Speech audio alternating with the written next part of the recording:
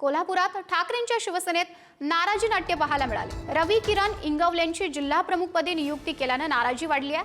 ठाकरेंच्या शिवसेनेचे संजय पवारही नाराज असल्याची चर्चा आहे। संजय पवार पत्रकार परिषद घेत आज आपली भूमिका मांडणार आहेत, तर शहर प्रमुख हर्षल सुर्वे उपमुख्यमंत्री शिंदेंच्या भेटीला जाणार आहेत। ठाकरेंच्या शिवसेनेतील काही पदाधिकारी पक्षाला रामराम करण्याच्या तयारीत असल्याचीही माहिती आहे।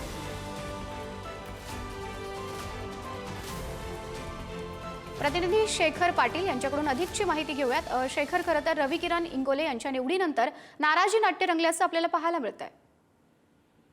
बरोबर आहे। 2 ते 3 दिवसांपूर्वी ही निवड जी आहे ती झालेली आहे आणि त्या निवडीनंतरच नाराजी नाट्य पाहायला मिळते।